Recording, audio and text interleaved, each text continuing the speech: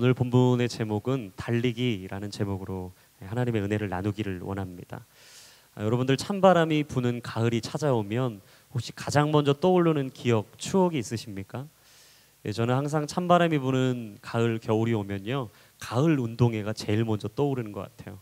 초등학교 때 늘 부푼 마음으로 기대감으로 맞이했던 가을 운동회. 여러분, 가을 운동회 참 여러 종목이 있었어요. 오재미 기억나십니까? 오재미를 막 던지면서, 요즘 애들이 그거 안 합니다. 막 더럽다고, 땅에 떨어지면 막 손에 묻는다고. 근데 우리는 흥분했어요. 오재미를 줍고 박을 터트려 보겠다고. 터지지도 않는 저 박을 위해서 열심히 오재미를 던졌죠. 서로 몸을 피해가는 피구를 하고 서로 영차 줄달리기를 했죠. 그리고 열심히 우리에게 주었던 여러 순서들을 했습니다. 근데 역시라도 가을 운동회의 꽃은 무엇이죠? 달리기입니다. 달리기. 100m 달리기를 열심히 달린 이후에 1등이 있고 2등이 있고 등수가 매겨지죠. 그리고 서로 그 달리기를 하면서 마지막 아름답게 꽃으로 장식하는 건 무엇인가? 이어달리기, 계주였습니다. 누구나 다 그 달리기를 하면 1등을 해보겠나고, 우리 계주하는 이 팀이, 청팀이, 100팀이 이겨보겠다고 참 열심히 달렸던 기억이 있습니다. 그리고 우리가 달리기 하면 또 한 가지 기억할 수 있는 것은 참 이 많은 것들이 있는데요, 인간 탄환이라고 불리는 사람, 저는 자메이카 출신의 우사인 볼트가 제일 먼저 생각이 납니다. 여러분, 우사인 볼트가 100m 달리기를 하면서 세계 신기록을 세운 게 몇 초인지 아십니까? 2009년 독일 베를린에서 열렸던 세계 육상 선수권 대회에서 그가 무려 9초 58이라는 기록을 세웠어요. 그러니까 우리가 눈 딱 한 번 감고 13기도 전에 그 사람이 100m 종점에 도달해 있는 거죠. 얼마나 빠른지 번개와 같은 사람인 거예요. 반면에 42.19km를 달려야 하는 마라톤이 있습니다. 그런데 이 마라톤은 100m 달리기와 속도를 내는 게 다릅니다. 100m 달리기처럼 그 순간에 자신의 속도를 전부 내면요, 더 이상 그 길을 걸어갈 수가 없어요. 그래서 마라톤은 언제나 자신의 페이스를 유지해야 됩니다. 처음에 시작이라고 자신이 가지고 있는 힘을 다 쏟아서는 안 돼요. 오르막길이라고 해서 그 길에서 자신의 페이스를 늦춰서도 안 됩니다. 계속 동일한 패턴으로 마지막까지 완주할 수 있는 42.19km를 달려가야 되는 것이죠. 인생의 길을 걷는 것과 같죠. 인생은 날마다 그 길을 걷는 것이다 라고 말을 합니다. 그래서 성경은 우리 인생을 길로 비유하고 있습니다. 잠언 3장 6절 말씀에 내가 하는 모든 일에서 그분을 인정하여라. 그러면 그분이 내 갈 길을 알려줄 것이다. 성경은 왜 이토록 우리의 삶을 길이라고 이야기할까요? 그렇다면 왜 우리 인생을 길로 비유하고 있는 걸까요? 그것은 우리 인생의 길은 내리막길이 있으면 오르막길이 있기 때문이죠. 올라갈 때가 있으면 내려올 때가 있기 때문에 그렇습니다. 주님이 제자들에게 말씀하신 것처럼 좁은 길이 있는가 하면 세상 누구나 다 선택하고 걸어갈 수 있는 넓은 길이 있어요. 그래서 항상 우리는 구부러진 곧은 그 길을 걸어가면서 인생의 수많은 것들을 경험하게 되는 것이죠. 그래서 성경은 우리 인생을 길로 비유하고 있는 것입니다. 그런데 인생의 길을 걷는 자들의 모습이 다 다릅니다. 어떤 사람은 어린아이가 그 아빠의 손을 잡고 행복하게 즐겁게 달려가는 것처럼 즐거움의 인생을 걷는 사람이 있는 반면에 모든 인생의 무거운 짐을 홀로 떠안는 것처럼 터벅터벅 가고 싶지 않은 그 길을 걸어가는 모습의 표정을 하고 인생의 길을 걷는 사람도 있죠. 아니, 어떤 사람은 걸어갈 정도가 아니라 도리어 뒷걸음질 치고 자신의 길을 머뭇거리고 주저하는 사람도 있습니다. 오늘 본문에 등장하고 있는 사도 바울은 끊임없이 표대를 향해 달려갔던 사람입니다. 하나님이 부르신 그 길, 내게 맡기신 그 길, 사명의 길, 위에서 부르신 그 부름의 상을 향하여 끝없이 달려가는 인생을 산 것이죠. 그래서 바울의 인생을 한마디로 말하면 무엇인가? 달려가는 인생이다라고 말할 수가 있는 거예요. 바울은 끝없이 그 길을 달려갔습니다. 멈추지 않았습니다. 주님을 만난 이후로 끊임없이 자신에게 맡겨진 그 길을 달려갔던 것이죠. 더베로 갔습니다. 루스드라로 갔습니다. 이고니온에 가서 복음을 전했습니다. 자신에게 맡긴 아덴과 고린도와 에베소, 로마에 이르기까지 바울은 끝없이 그 길을 달려갔어요. 멈추지 않았고 주저하지 않았고 뒤로 물러서지 않았습니다. 여러분, 바울이 어떤 사람이죠? 이 초대교회의 가장 위대한 전도자였어요. 그리고 가장 존경받는 목회자였습니다. 기독교의 기초적인 교리를 다 세웠던 최고의 신학자, 그 사람이 바로 바울이에요. 그런 바울이 오늘 빌립보서에서 얘기하고 있는 것들은 늘 멈추지 말고 달려가라는 거예요. 여러분, 바울의 나이를 아마 여러분들이 대충 아실 텐데 빌립보서를 쓸 때 그의 인생의 나이는요, 노년의 때였습니다. 누구나 쉬고 싶고 멈추고 싶고 이쯤이면 괜찮다라고 생각할 수 있는 나이였어요. 이제 모든 것을 내려놓고 조금 쉬고 멈춰 있는다고 해도요, 누가 뭐라고 하지 않습니다. 바울을 손가락질하고 욕할 사람이 없었어요. 그런데 바울은 예수 그리스도께 잡힌 바 된 그것을 잡으려고 나는 끝없이 달리고 달려간다라고 말했습니다. 여러분, 시간이 쌓이고 경험이 쌓이고 인생이 쌓이고 신앙의 연륜이 쌓이면요, 사람들이 하는 얘기가 하나같이 있어요. 그건 무엇이냐? 이만하면 됐다라는 말이에요. 이만하면 됐다. 성경 읽기, 하나님 말씀 보는 거, 이 정도 읽었으면 괜찮다라는 거죠. 기도를 하고 아침을 깨우고 내가 하나님께 드렸던 수많은 시간들의 그 기도의 시간들, 이 정도면 충분하다. 하나님께 열심히 섬기면서 아우리치를 갔던 그 아우리치들, 벌써 국내 해외 다 가봤는데 이제 경험할 거 없지 않겠냐. 더 이상 가도 감동이 없고 감격이 없는데 아우리치 안 가도 괜찮다. 교회를 섬기고 전도하고 영혼을 향한 마음을 불태우고 일으켰던 첫 마음을 놓은 채 이 정도면 됐다. 이 정도 섬겼으면 됐다. 이 정도 하나님이 부르신 자리에 서 있었으면 됐다라고 생각하는 마음. 이제부터는 쉬엄쉬엄 남들처럼 조금 쉽게 살아도 괜찮다. 여러분, 그렇게 생각될 때가 얼마나 많은지 몰라요. 하지만 바울은요, 이 정도면 됐다는 생각을 하지 않았어요. 이 정도면 만족한다라는 말을 하지 않았어요.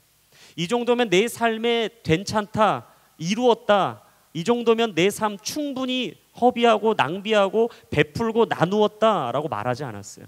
바울은요, 항상 자신의 환경과 인생의 나이를 초월해서 달려갔던 사람입니다.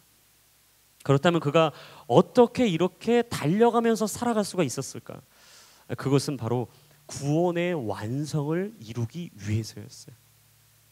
오늘 본문의 12절 말씀인데요, 우리 다시 한번 본문의 12절 말씀을 한번 읽어보겠습니다. 시작. 나는 이미 얻었거나 이미 온전해진 것이 아닙니다. 나는 그것을 붙잡으려고 쫓아갑니다. 이는 나도 그리스도 예수께 붙잡혔기 때문입니다. 여러분, 혁신의 아이콘이자 애플 신화의 주인공, 여러분 다 스티브 잡스를 아실 거예요. 근데 이 유명한 스티브 잡스가 정말 획기적인 기술로도 유명하지만 아름답고 도전이 되는 강연자로도 유명합니다. 근데 이 사람이 살아생전에 스탠포드 대학에서 했던 연설이 참 유명했어요.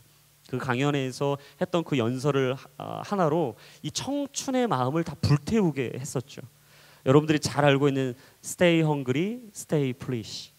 끊임없이 갈구하고 우직하게 그 길을 걸어가 행해라. 그 자리를 채우고 있었던 모든 학생들의 마음을 불을 지폈습니다. 그리고 그들에게 식어져 있었던 열정을 다시 한번 불일 듯 일으키게 했었던 거죠. 여러분, 바울은 끊임없이 갈구했고 우직하게 행했습니다. 그리고 자기 자신의 구원을 말하면서 이미 얻었거나 온전해진 것이 아니라고 말하고 있어요.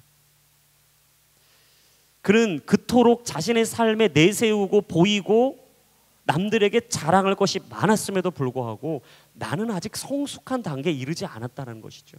나는 아직 가야 될 길이 있다라는 거예요. 나는 아직도 하나님의 푯대를 향해 달려가야 될 시간이 필요하다라고 말을 하고 있는 것입니다. 바울은 자신의 회심이 구원의 끝이 아니라 구원의 시작임을 알고 있었던 거예요. 내가 하나님께 돌이키고 하나님이 나를 불러주셨던 그 자리, 이게 끝이 아니라 아직 더 가야 될 길이 있다라는 것이죠. 그래서 그는 빌립보서 2장의 말씀처럼 날마다 두렵고 떨리는 마음으로 자신의 인생의 구원을 이루었습니다. 때마다 시마다 기도하고 멈춰 있기보다 달려가고 머물러 있기보다 주저하기보다 믿음으로 용기를 내어 그 일을 선택하고 결정하고 자신의 삶에서 채워지지 않는 부분과 비어있는 부분을 늘 바라봤던 것이죠. 주님의 광대하심에 비하면 내가 소유하고 있는 지식이 얼마나 비천하고 연약하고 보잘것없는 것인지를 그는 깨닫게 된 것입니다. 그래서 바울은 온전한 영적인 성장을 이루기 위해서 계속해서 달려가야 한다라고 말을 하고 있는 거예요. 여러분, 왜 사람들이 신앙의 삶을 살아가면서 신앙의 경주에서 포기하는지 아세요? 잡은 줄로 여기기 때문이에요. 이게 끝이라고 생각하기 때문이에요.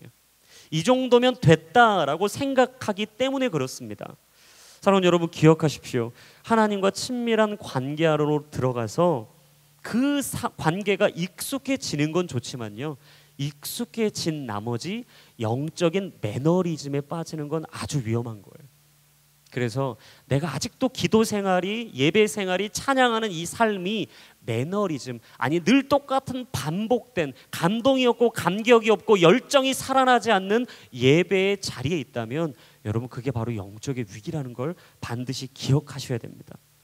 우리의 구원은 아직 완성되지 않았습니다. 그렇기 때문에 신앙의 경주를 계속해야 돼요. 흐르지 않고 고여있는 물은 썩는 것이고 페달을 밟지 않는 자전거는 넘어지듯이 하나님의 사람도 끊임없이 달려가지 않으면 부패하게 돼 있고 썩게 돼 있고 우리는 넘어지게 되어 있다라는 거예요. 그러므로 여러분, 주님의 나라에 이를 때까지, 영광의 면류관을 취할 때까지, 하나님의 의의 면류관이 우리에게 있다 하며 하나님이 우리를 기뻐 받아주실 그때까지 우리가 해야 될 삶의 모습은 무엇이냐? 그 길을 걸어가는 거예요. 그 길을 달려가는 거예요. 마지막까지 포기하지 않는 거예요.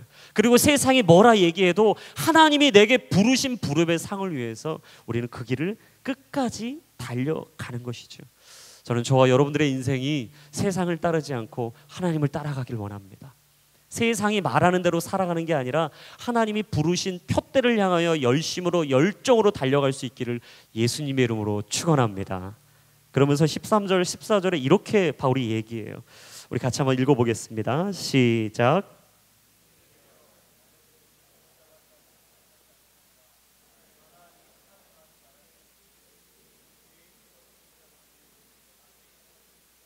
그리스도 예수 안에서 하나님께서 위에서 부르신 그 부르심의 상을 위해 표대를 향해서 쫓아갑니다.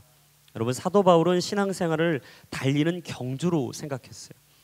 그래서 열심히 달려가는 인생을 살았던 거죠. 그런데 어디를 향해 달려가고 있다고 얘기하죠? 표대를 향해 달려간다. 우리 같이 한번 선포해 보겠습니다. 표대를 향해 달려갑니다. 여러분, 달리는 사람에게 반드시 무엇이 필요한가? 표대가 필요합니다. 분명한 목적과 방향을 가지고 있어야 하는 거죠. 여러분, 달리는 선수에게요, 골인의 지점, 이 목표 지점이 없다면 어떻게 달려갈 수가 있겠어요? 아니 100m 달리기를 해도요, 저 100m 이후에 종착점, 골인 지점이 있다는 게 보여야 그 순간 스퍼트를 내서 그 길을 달려갈 수 있는 거예요. 마라톤을 해도 42.19km 이후에는 반드시 내가 도달하여 종착해 상을 받을 지점이 있다는 걸 알아야 멀리 있어도 보이지 않아도 그 길을 열심히 열정으로 달려갈 수가 있는 것이죠. 그렇다면 우리 인생의 표대는 무엇인가? 믿음의 주요 온전케 하시는 예수님. 어제도 계셨고 오늘도 계시며 이제 곧 오심으로 우리의 삶을 받아주실 예수 그리스도, 바로 그분이 우리의 해답이 되시고 우리 인생의 전부가 되신 그 예수 그리스도가 바로 우리 인생의 표대인 줄로 믿습니다. 여러분, 사람이 방황하는 이유가 뭔지 아세요? 그냥 걸어가다가 내 삶 모르겠다 막 방황하는 사람 많이 보시죠? 사람들이 왜 방황하는 줄 아십니까? 표대가 없기 때문이에요. 흔들 수 있는 깃발이 없기 때문인 것이죠. 우리가 바라볼 수 있고 달려갈 수 있고 흔들 수 있는 깃발과 표대가 있다면 사람들은 방황하지 않습니다. 인생에 분명한 목표가 없기 때문에, 인생의 꼬린 지점이 명확하지 않기 때문에 방황을 하는 거예요. 여러분, 주변을 한번 돌아보세요. 수많은 사람들이요, 길들여지지 않는 야생마처럼 그냥 달려가요. 놀라운 사실은 달려가고 달려가는데 꼬린 지점이 없는 거예요. 목표가 없는 거예요. 표대가 없는 거예요. 그러다 보면 그들의 삶에 있는 것은 반드시 무엇이냐? 방황이라는 것이죠. 여러분, 얼마나 청소년과 청년들의 방황이 심각한 줄 아세요? 제가 이 청소년의 방황에 대해서 연구한 조사 결과를 봤어요. 근데 놀라운 사실은 청소년, 이 비행 청소년들이 대부분이요, 방황하고 비행하는 이유, 첫 번째 이유가 뭔지 아세요? 원인이 뭔지 아세요? 가정이라는 거예요. 가정. 근데 우리는 어른이 되고 나서 항상 비행 청소년을 보면 말하는 게 있어요. 야, 너 어떻게 해되려고 그러냐? 뭘 어떻게 돼요? 보여준 게 없잖아요. 뭘 어떻게 돼요? 막 노랗게 염색하고 담배 피고 꽁초를 턱 하고 길거리에 던지면 한숨을 쉬는 거예요. 아이고, 저놈이 커서 뭐가 되려고. 근데 여러분 기억하세요. 그렇게 된 원인 제공은 우리가 있다는 거예요. 우리가 있다는 거예요. 더 깊이 들어가 보면 가정의 부모님들. 여러분, 그래서 가정의 부모님이 상당히 중요해요. 가정이 얼마나 중요한지 몰라요. 전 여러분들이 결혼하신 이후에 좋은 부모가 되시기를 축복해요. 꼭 좋은 부모가 되어주세요. 여러분, 청소년이 왜 그렇게 방황할까요? 푯대가 없기 때문입니다. 내 인생을 보고 달릴 롤 모델이 없기 때문이에요. 집에 들어가면 엄마 아빠가 싸웁니다. 서로를 지적하고 불만 불평하고 네가 잘했니 내가 잘했니, 그래서 네 인생이 뭐가 되겠니, 이렇게 못난 녀석아. 여러분, 못난 거 우리도 알잖아요. 못난 거 아는데 계속 못났다고 들으면 진짜 계속 못난 거로 생각해요. 근데 사실 하나님을 우리를 잘난 사람으로 만들어 주셨어요. 왜냐? 창조하실 때 무슨 형상으로 만드셨다고 그랬죠? 하나님의 형상으로 만드셨다. 여러분, 어느 누구도 이 자리에 계신 분들 못난 사람 없습니다. 우린 다 하나님의 형상을 닮아서 태어난 사람이에요. 그리고 아름답고 복되게 살아갈 수 있는 아름다운 특권과 축복을 누릴 수 있는 사람입니다. 할렐루야. 그래서 여러분, 용기를 내십시오. 부모님이 여러분들에게 못난 놈 괜찮아요. 한 귀로 듣고 한 귀로 흘리세요. 그리고 그 길에서 일어나세요. 여러분, 청년들의 방황 수준도 말할 게 없습니다. 청소년 못지않아요. 열심히 12년 공부해서 대학 들어갑니다. 참 놀라운 풍조가 있어요. 여러분, 12년 동안 열심히 공부해서 들어간 대학인데 신입생 환영회를 하다가 사망사고가 일어나요. 그렇게 어렵게 열심히 공부해서 들어갔는데 술 먹다가 막 객기 부리고 호수에 빠져들어가서 수영하겠다고 사망사고가 일어나는 거예요. 여러분, 왜 그런 겁니까? 대학이 푯대였던 거예요. 거기가 자기의 꼬리의 지점인 줄 알았던 거예요. 근데 들어갔는데 그 푯대를 잡았는데 그 깃발을 흔들려고 붙잡아 봤는데 거기가 끝이 아닌 거예요. 허무한 거예요. 방황하는 거예요. 허탈한 거예요. 흔들 수 있는 인생의 깃발이 없어지고 끝없이 방황하게 되고 인생의 목표와 꼬린 지점이 없어진 걸 발견하자 인생의 허무함과 공허함이 밀려오기 시작하는 것이죠. 본문에서 바울이 말하는 푯대는 뭐예요? 그리스도 예수께 붙잡히는 거였어요. 여러분, 진정한 우리의 삶의 푯대가 예수 그리스도께 붙잡히는 것이 되기를 축복합니다. 여러분, 그래야 방황하지 않습니다. 그래야 무너지지 않습니다. 그래야 그 삶에서, 그 경주에서, 달리기에서 포기하지 않는 거예요. 다시 말하면 예수님을 만남으로 일어났던 회심, 그리고 그 부르심의 상, 그게 바로 그리스도 예수께 붙잡히는 것이다 라고 바울이 말을 하고 있는 것이죠. 그래서 바울은요, 끝없이 자신이 다메섹 도상에서 살아계신 예수님을 만나고 회심했던 것, 그리고 이방 사람들을 위해 복음의 부르심을 향해 달려갔던 것, 그 부르심과 소명을 그리스도 예수께 잡힌바된 것이다 라고 말을 하고 있는 거예요. 여러분, 하나님 처음 만났을 때, 처음 믿었을 때 여러분 다 있으시죠? 그때 한번 기억해 보십시오. 혹시 나 스스로 하나님을 만났다라고 생각하는 분 계십니까? 내가 하나님 붙잡아서 내 삶으로 끌어왔다라고 생각하는 분 계세요? 없습니다. 하나님이 하나같이 만나주실 때 직접 찾아오십니다. 먼저 찾아가 주십니다. 먼저 다가가 주십니다. 항상 하나님께서 먼저 우리에게 찾아와 주시는 거예요. 예수 잘 믿는 친구를 주시고, 예수 잘 믿는 동료를 주시고, 그리고 그 친구와 동료를 통해서 교회에 오게 해주시고, 교회에 왔는데 나를 이해해주는 믿음의 동역자를 만나게 해주시고, 그 사람과 순모임하게 해주시고, 순모임하다가 삶을 나누다가 감동하게 해주시고, 감동하고 감격하여 기도 제목 냈는데 그 기도 제목에 응답받게 되고, 하나님 살아계시구나, 하나님 진짜 나와 함께 하시는구나, 하나님이 나를 주목하시고 그 길로 인도해 주시는구나. 그래서 우리가 오늘 이 기쁨 우리에 있는 거예요. 그래서 우리가 J4U 공동체 일원이 된 거예요. 그리고 우리가 하나님을 예배하고 있는 것이죠. 사랑하는 여러분, 기억하십시오. 하나님은 모든 사람의 인생에 찾아가 주시는 분입니다. 먼저 다가가 주시는 분이세요. 그래서 모든 우리의 삶 가운데요, 그 영적인 원리로 우리에게 다가오세요. 여러분, 성경 인물들을 하나하나 살펴봐도 모두가 다 이런 원리로 하나님을 만났어요. 아브라함을 보십시오. 아브라함이 처음에 이름이 아브람이었어요. 갈대아 우르에서 살았습니다. 그의 직업은 무엇인가? 우상 숭배하는 그 우상의 물건을 만드는 사람이었어요. 열심히 우상의 모형을 만들어서 우상을 숭배하는 사람들에게 돈을 받고 팔았습니다. 하나님이 절대 이 사람을요, 민족의 아버지로 만들 수 없었어요. 열국의 아버지로 세워줄 수 없는 사람이었습니다. 근데 그에게 찾아가셨어요. 다가가셨어요. 그리고 그를 약속의 땅으로 가자고 불러주셨어요. 그리고 그의 이름을 아브람에서 아브라함, 열국의 아버지, 믿음의 조상으로 불러주셨죠. 여러분, 야곱을 잘 아실 겁니다. 형 에서를 속이고 장자권을 뺏은 사람. 그의 신분은 무엇이냐? 지명 수배자입니다.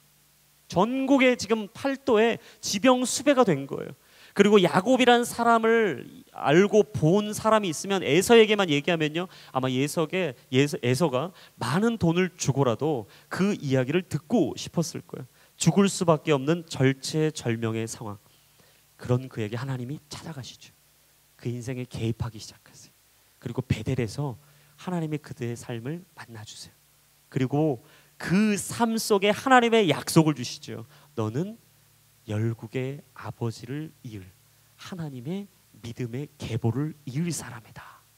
그리고 야곱, 뒷 발꿈치를 잡는 자였던 그를 이스라엘, 하나님과 겨루어 이겼다라는 이름으로 바꿔주십니다. 여러분, 베드로 보십시오. 갈릴리 바다에 고기 잡는 어부였어요. 더 이상 삶의 꿈이 없었습니다. 소망이 없었습니다.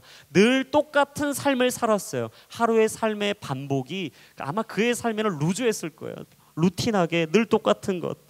그물을 던지고 배에 타서 고기를 잡고, 고기를 잡은 것을 가져와서 고기를 팔고, 그 판 것을 가지고 자신의 삶을 탕진하며 살았을 겁니다. 근데 하나님이 그 사람에게 예수 그리스도께서 다가가세요. 그리고 베드로를 부르시죠. 그 베드로를 사람을 바꾸는, 사람을 일으키는, 사람 낚는 어부로 바꿔주세요. 그리고 그에게 말씀하시죠. 너는 베드로라. 내가 이 반석에 내 교회를 세우리니 음부의 권세가 이기지 못하리라. 할렐루야. 여러분, 교회를 세우게 한 거예요. 네가 교회가 되겠다고 말씀하신 거예요. 그리고 천국 열쇠를 주세요. 천국 열쇠를 주면서 베드로에게 감당할 수 없는 한마디를 던져주십니다. 네가 이 땅에서 매면 하늘에서도 매일 것이요, 네가 이 땅에서 풀면 하늘에서도 풀리리라. 할렐루야. 저와 여러분들의 인생에 이런 동일한 역사가 일어나기를 축복합니다. 여러분, 베드로에게 찾아가신 거예요. 만나주신 것이죠. 그래서 그 기적을 이루어 주신 거예요. 여러분, 우리가 예수님을 찾아가서 만난 게 아니라 주님이 우리를 먼저 찾아와 만나주시고 사로잡아 주셨기 때문에 여기에 있는 것입니다. 가끔 보면 이게 착각하는 분들이 있어요. 내가 선행을 많이 하고 불우한 이웃을 돕고 열심히 내 의지로 노력해서 기도하고 땀 흘리고 살다 보면 하나님도 기뻐하는 거 아닙니까? 굳이 무슨 성경 헌금하고 11조하고 열심히 주중에 그냥 교회 한번 오면 됐지, 수요 예배 와라, 화성 가라, 새벽 예배 깨워라, 홀리스타 와라, 왜 이렇게 부담스러운 얘기를 하십니까? 여러분, 삶은 힘들지만 부담스럽지만 그 길을 걸어갈 때 빛이 나게 되어 있어요. 하나님을 믿는다는 건요, 쉬운 일이 아닙니다. 편한 길이 아니에요. 넓은 길이 아닙니다. 좁지만 행복한 길이에요. 부담스럽지만 어렵지만 힘들지만 그 길을 간 이후에는요, 영원한 기쁨을 맛보는 길이에요. 그래서 도전이 있고 감동이 있고 감격이 있는 것이죠. 이사야 41장 10절 말씀에 이런 말씀이 있어요. 같이 한번 우리 읽어볼까요? 시작. 두려워하지 말라, 내가 너와 함께함이라. 놀라지 말라, 나는 내 하나님이 됨이라. 내가 너를 굳세게 하리라. 참으로 너를 도와주리라. 참으로 나의 의로운 오른손으로 너를 붙들리라. 여러분, 힘들 때마다 기억하십시오. 하나님이 여러분들의 인생을 찾아오십니다.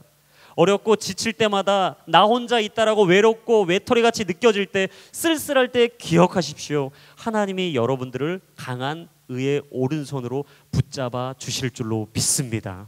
하나님이 오늘 우리에게 그렇게 다가오신다는 거예요. 그러면서 그 부름의 상을 이야기하는데요. 우리 14절 말씀 우리 다시 한번 읽어봤으면 좋겠어요. 오늘 본문의 14절 말씀 같이 한번 읽겠습니다. 시작.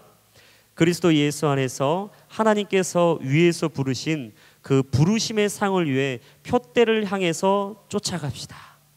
지우려고 해도 지워지지 않는, 잊으려 해도 잊혀지지 않는, 뒤에 있는 것을 놓고 내려놓으려고 해도 도저히 감당할 수 없는 이 거룩한 부담감이 있다면 여러분, 그것이 바로 그리스도 예수께서 여러분들에게 주신 표대요, 사명이요, 부르심이라는 걸 기억하십시오. 여러분, 모든 경기의 승자에게는 항상 상이 준비되어 있습니다. 그래서 아시안게임이나 올림픽, 월드컵을 나가도 선수들이 열심히 구슬땀을 흘리고 인내와 연단의 시간을 감당하는 이유이기 때문이에요. 여러분, 그들이 열심히 달립니다. 최선을 다합니다. 그렇다면 왜 그들이 그렇게 할까? 이유는 하나예요. 그에 합당한 상이 있기 때문이죠. 바로 부르심의 상, 부르신 목적을 잘 이루어 드림으로 받는 상. 그 부르심의 상이 있기 때문에 열심히 달려가는 겁니다. 여러분, 부르심에는요 크게 두 가지 영역이 있어요. 첫 번째는 무엇이냐면 구원으로의 부르심이 있습니다. 하나님이 우리를 처음 불러주실 때요, 우리를 죄 가운데서 구원의 자리로 불러주시는 거예요. 죽을 수밖에 없는 우리를 구원의 자리로 불러주시는 거예요. 죽음을 묵상할 수밖에 없었던 우리를 생명을 맛보는 자리로 불러주시는 거예요. 그게 뭐냐? 바로 구원으로의 부르심이에요. 근데 여기서 머무를 수 없습니다. 이 구원의 부르심만으로는 만족할 수 없습니다. 두 번째 부르심이 있어요. 그건 뭐냐면 역할로의 부르심, 이 소명으로의 부르심이에요. 구원을 받은 자들에게는요, 그 다음에 부르심이 하나 있는데 역할이 있다라는 거예요. 소명이 있다라는 거예요. 우리 삶에 부여해 주시고 맡기신 표대, 아니 꼭 감당해야 될 그 사람만이 할 수 있는 인생의 소명이 하나씩은 다 있다는 거예요. 그래서 여러분 안에 아직도 소명과 부르심을 못 찾았다면 저는 오늘 이 자리가 하나님의 부르심을 찾는 자리가 되기를 축복합니다. 여러분, 그래 기도하세요. 하나님, 내게 부르심을 알게 해주십시오. 내게 주신 소명이 뭡니까? 내가 목숨을 다해 해야 될 일이 뭡니까? 내 재정을 올인해서라도, 내 젊음을 불태워서라도, 내 삶을 온전히 다 들여서라도 하나님께 달려갈 그 부르심은 뭡니까? 여러분, 그거 찾아내셔야 돼요. 하나님은요, 늘 시대마다 세대마다 한 사람 한 사람에게 각자에 맞는 부르심을 주셨어요. 아브라함에게는 믿음의 조상이라는 부르심을 주신 거예요. 예레미야에게는 시대를 깨우는 선지자라는 부르심, 에스더에게는요 민족을 구원하는 부르심, 베드로에게는요 사람을 낚아 하나님의 뜻으로 살게 할 부르심. 여러분, 모두에게 다 부르심이 있다라는 거예요. 그러므로 각자의 부르심에 합당하게 사는 것 참 중요해요. 근데 어떤 사람은 이 부르심대로 살다가 착각해서 이렇게, 나보다 저 사람이 더 괜찮네, 나의 부르심보다 저 사람의 부르심이 더 멋져 보여, 내가 서 있는 이 소명의 자리보다 저 사람의 자리가 더 아름다워 보이는데, 부러워하는 분들이 있어요. 여러분, 부러워하지 않게 되길 바랍니다. 다른 사람 부러워하는 사람 치고요, 자족하고 만족하는 사람이 없어요. 여러분, 하나님은 늘 우리를 어떻게 부르셨다고요? 절대적으로 부르셨다. 우리 같이 한번 선포합시다. 절대적으로 부르셨습니다. 여러분, 주님이 우리를 부르시고 각자에게 부여하신 부르심에 합당하게 살아가는 것, 그게 중요해요. 어떤 사람은요 중보자로, 어떤 사람은요 기도자로, 어떤 사람은요 하나님이 가진 것을 나눌 수 있는 구원과 위로의 자로, 하나님이 각양각색의 부르심에 맞게 다 불러주셨다라는 거예요.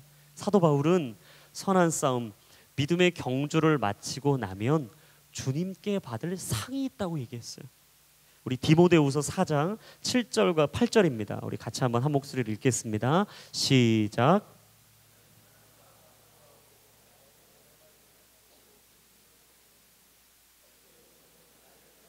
의의 면류관이 예비되었으므로 주 곧 의로우신 재판장이 그날에 내게 주실 것이며 내게만 아니라 주의 나타내심을 사모하는 모든 자에게도니라. 여러분, 믿음이란 무엇입니까? 히브리서 11장 6절이 이렇게 말씀하셨어요. 믿음이 없이는 하나님을 기쁘시게 하지 못하나니 하나님께 나아가는 자는 반드시 그가 계신 것과 또한 그가 자기를 찾는 자들에게 상 주시는 이심을 믿어야 할지니라. 할렐루야. 그가 계신 것, 그를 찾는 자들에게 상을 주시는 것, 그리고 그가 기다리고 계신다는 것, 그걸 믿는 자들에겐 여러분 이 같은 기적이 따르리니, 이 말씀이 그대로 이루어질 줄로 믿습니다. 바울은 그걸 알았던 거죠. 그래서 열심히 부르심에 합당하게 살면서 하나님을 보았던 거예요.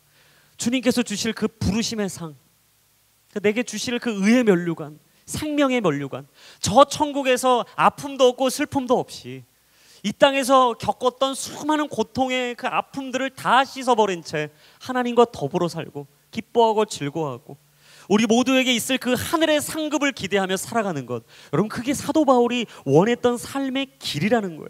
그런데 표대와 부르심을 향해 살아가려면요 한 가지가 필요해요. 그게 뭐냐? 과거를 잊는 겁니다. 오늘 13절 말씀에 나와 있는데 우리 13절 말씀 다시 한번 읽어보겠습니다. 시작. 형제들이여, 나는 그것을 붙잡았다고 생각하지 않습니다.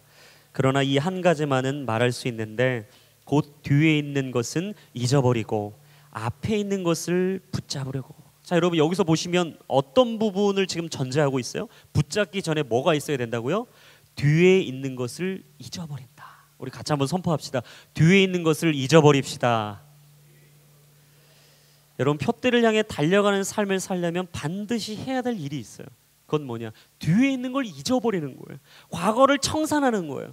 잘났든 많이 얻었든 좋은 삶을 살았든 아니면 힘들게 살았든 어렵게 살았든 아픔을 겪으며 살았든 상관없습니다. 다 잊어야 돼요. 하나님의 부르심을 따라가려면 모두를 지워버려야 돼요. 여러분 바울에게 있어서 뒤에 있는 게 뭐였을까요? 아마 업적이었을 수 있을 것 같아요. 1차 전도여행, 2차 전도여행, 3차 전도여행. 여러분 전도 여행을 하면서 그 바울이 얼마나 많은 이적을 행했어요.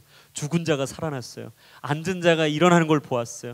모든 사람들이 자신의 이야기 하나만 듣고 복음 앞에 돌아오는 이 기적, 귀신이 떠나가는 이 기적, 아마 이 기적을 놓는 게 얼마나 어려웠을까. 그리고 자신이 누렸던 특권이 있죠. 8일 만에 할례를 받았고요. 이스라엘 족속이었어요. 베냐민 지파였어요. 그리고 자신은 바리새인 중에 바리새인, 히브리 사람 중에 히브리 사람이었던 것이죠. 혈통으로 보나 학문으로 보나 지위로 보나 가진 것으로 보나 그는 놓을 수가 없는 사람이에요. 아니 과거를 잊는 것은요 상상할 수도 없는 사람이었습니다. 그런데 이런 걸 다 배설물로 여긴다는 거예요. 내게 유익하지 않다라고 고백하는 거예요. 그러면서 내가 원하는 것은 무엇이냐? 뒤에 있는 것을 잊어버리고 내 과거를 청산해버리고 내가 붙잡았던 것을 놓아버리고 이제 앞에 갈 그것을 보겠다는 거야. 달려갈 길을 보겠다는 거예요. 주님이 보여주실 그 길을 걸어가겠다는 거예요. 그리고 하나님께서 내게 보이신 모든 것을 통해 내 인생을 던지겠다.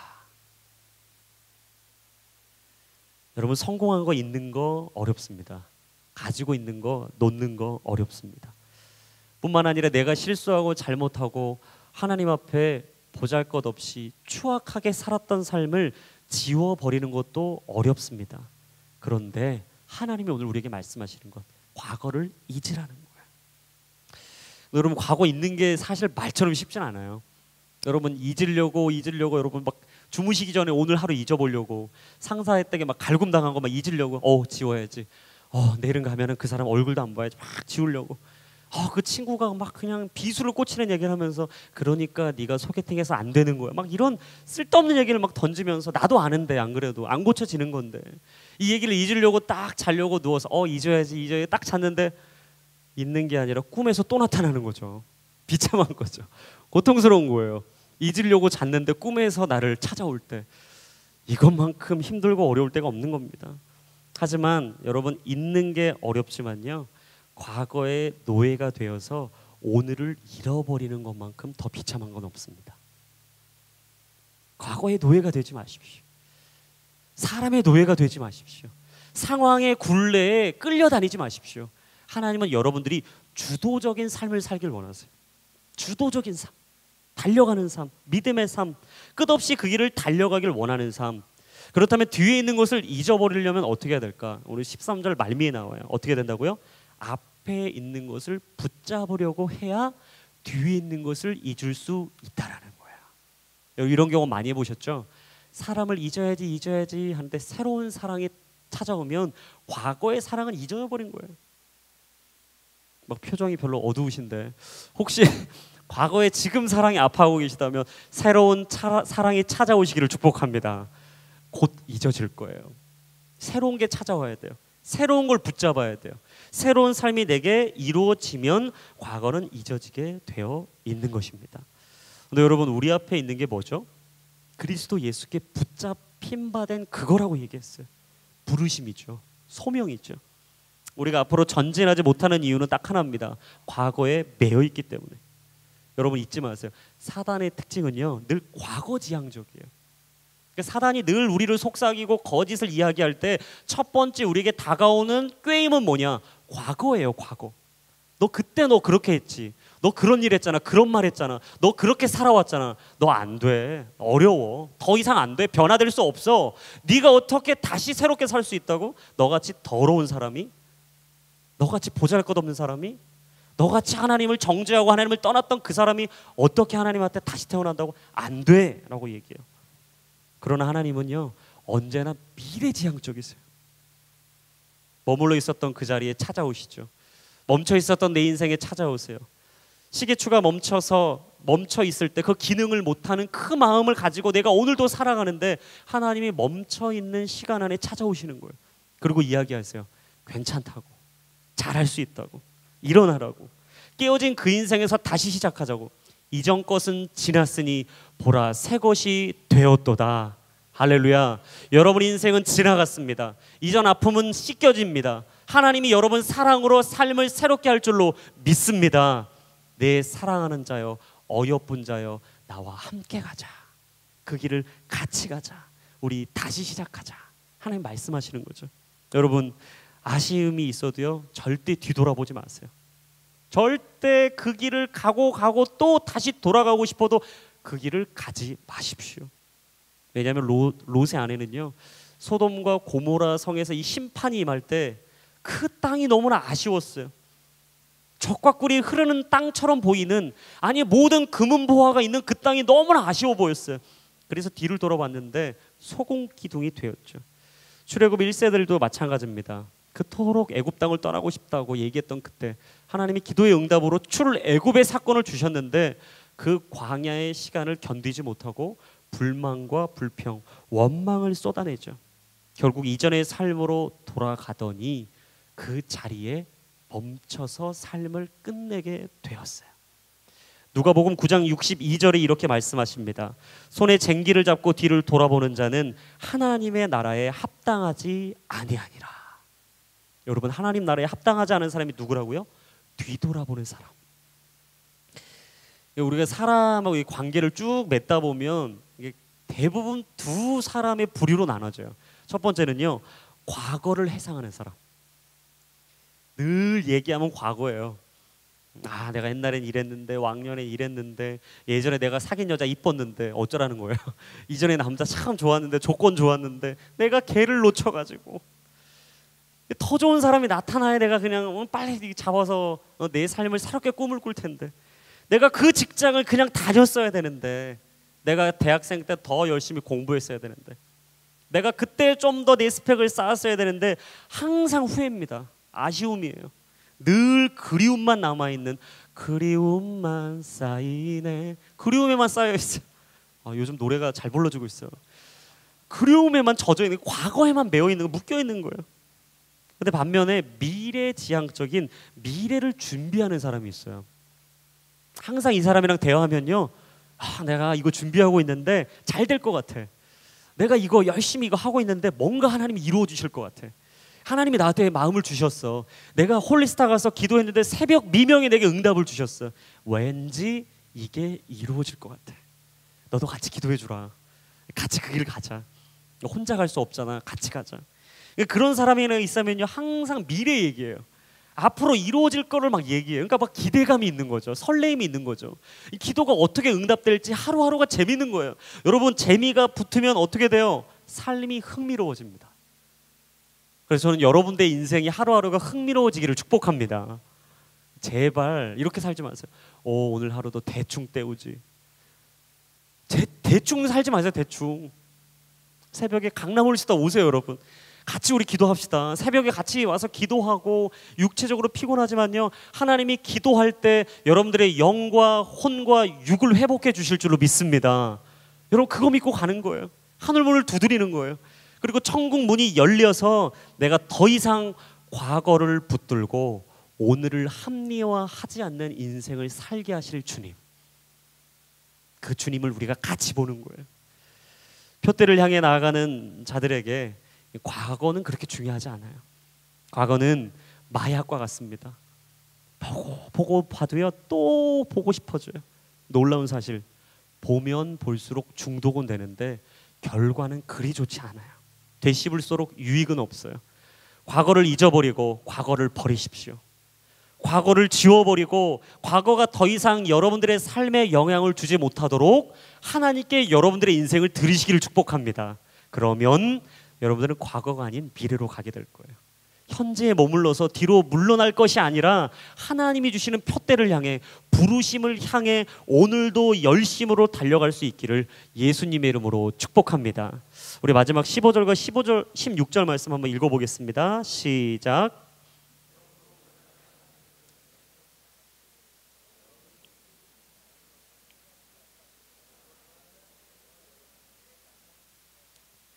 우리가 어디까지 이르렀든지 그대로 그 길을 쫓아갑시다. 여러분, 15절 보니까 믿음의 거장 사도 바울에게도요, 의견이 달랐던 사람이 있던 걸 우리가 짐작할 수 있어요. 그러니까 항상 우리가 기억해야 될 것은 나와 다른 사람은 있을 수 있다. 나와 생각이 다르고 꿈꾸는 이상이 다른 사람, 여러분 있을 수 있다는 거예요. 우리가 수십 년을 같이 살아온 가족끼리도요, 다른 생각, 다른 마음이 있을 수 있습니다. 근데 어떻게 갑자기 만난 사람들이 얼렁뚱땅 갑자기 막 뚝딱 했더니 도깨비 방망이처럼 같은 생각을 하고 같은 마음을 품고, 순모임 여러분 오랜만에 만나셨잖아요. 이제 뭐 한 2주 조금 넘어가고 계신데 전혀 다르게 살아왔고 다른 순모임을 해왔는데 어떻게 우리 순모임이 갑자기 2주 만에 익숙해질 수 있겠어요? 여러분 기억하세요. 다른 사람이 있을 수 있다. 여러분 2000년대 베스트셀러였던 책 여러분 잘 아시죠? 화성에서 온 남자, 금성에서 온 여자. 혹시 안 읽어보신 분들이 있으면 꼭 읽으셔야 돼요. 특별히 형제분들, 이 책을 반드시 읽기를 강권합니다. 자매를 좀 아셔야 자매를 만나실 수 있어요. 여러분 남자와 여자가 얼마나 다른 줄 아세요? 그러니까 시간을 보내는 걸 봐도요, 남자 여자가 완전 다릅니다. 남자들은 무식하죠. 주로 스포츠를 즐겨요. 몸을 부대끼고 갖고 있었던 에너지를 막 낭비합니다. 그러니까 자매들은 그걸 보고 경악해요. 왜 저기에 힘을 쓰는 거지? 그래서 얻게 되는 결과는 뭐지? 없어요. 우리가 올림픽 나가서 메달 딸 것도 아니고. 반면 여러분 쇼핑할 때도 남자 여자가 완전 달라요. 대부분 남자들은요, 첫 집에 가서 필이 꽂히면 그걸 사는 거예요. 왜요? 돌아봐도 그거 이상 좋은 게 안 나타나요. 계속 생각나. 그거보다 못한데. 뭐 더 이상의 기대가 없어요. 빨리 하고 집에 가서 쉬고 스포츠 보고 야구 보고 축구 보는 게 더 좋아요. 자매님들은 완전 다르시죠. 시간이 흐릅니다. 계속 돕니다. 갔던 곳을 또 갑니다. 반복합니다. 수없이 그 길을 걸어가도 그 길 앞에 사지 않고 집에 돌아오는 분도 계시죠. 다음에 또 오겠다는 거예요. 여러분 남자 여자가 이렇게 달라요. 같은 마음 같은 생각 품을 수가 없는 거예요. 나와 다른 사람 때문에 여러분 너무 힘들어하지 마세요. 나랑 틀리다고 해서 너무 버거워하지 마세요. 나와 다른 생각을 가진 사람들을 대하는 태도, 오늘 사도 바울이 알려줘요. 어떻게 하라고요? 그들도 하나님께서 깨닫게 해주실 거다. 그들도 하나님이 깨닫게 해주실 거다. 무슨 말입니까? 그냥 뭐 다 어떻게 되겠지 그냥 포기하라는 얘기가 아니라요, 그들을 놓고 기도해 주라는 거예요. 하나님이 그 마음에 주의 생각을 부어주시도록, 생각을 부어주셔서 바꿔주시도록, 저는 오늘 이 시간 여러분들에게 축복하며 선포합니다. 생각이 하나님의 생각으로 가득 채워지기를 축복합니다. 거짓이 떠나가고 진리로 우리의 삶이 세워지게 하여 주옵소서. 하나님과 함께했던 그 삶을 통해 비전과 꿈이 다시 한번 불일 듯 일어나게 하여 주옵소서. 여러분 그렇게 기도하라는 거예요. 그리고 마지막 16절에 이렇게 얘기하죠. 우리가 어디까지 이르렀든지 그대로 그 길을 쫓아가십시오. 멈추지 말라는 거예요. 어느 지점에 이르렀든지 가라는 거예요. 그 길이 몇 킬로, 어느 지점, 어느 종착역에 도달하고 있든지 괜찮다는 거예요. 여러분, 그 길을 끝까지 가라는 거예요. 가던 길을 멈추고 포기하지 말고 그 신앙의 길을 마지막까지 열심으로 열정으로 달려가야 하나님께서 우리의 삶을 보신다라고 말하는 거예요. 과거가 나의 발목을 잡고 있을지라도 그 믿음의 구원의 길을 끝까지 걸어가십시오. 믿음의 주여 온전케 하신 이인 예수님을 바라보시고요, 하나님이 여러분들의 맡기신 그 믿음의 싸움을 끝까지 걸어가세요. 그리고 달려갈 길을 다 간 후에 우리에게 주실 그 부르심의 상, 그 하늘의 상을 바라보며 그 길을 멈추지 말고 쫓아가십시오. 우리가 사는 삶은요 다 다릅니다. 어떤 사람은 그가 원했던 삶에 빠르게 종착역에 도달했을 수도 있어요. 어떤 사람은 기대했던 것만큼 속도가 나지 않아서 거북이처럼 느릿느릿 조금씩 그 삶이 바뀌어가는 걸 수도 있어요. 근데 여러분, 우리가 잊지 않아야 될 한 가지가 있습니다. 그건 무엇이냐? 우리의 삶은 하나님의 나라를 가는 그 시간은 점점 줄어들고 있다는 거예요. 하나님을 만날 시간이 점점 가까워지고 있다는 거예요. 그래서 주님 말씀하세요. 자다가 깰 때가 되었나니 너희들이 정신을 차려라. 점점 하나님의 나라를 곧 가게 될 그 시간이 속히 오리니 너의 삶을 깨어 있어라. 깨어 준비해라. 여러분이 힘들다고 영혼의 다름질을 포기하지 마십시오. 여러분이 걸어가고 있는 믿음의 행제를 멈추지 마십시오.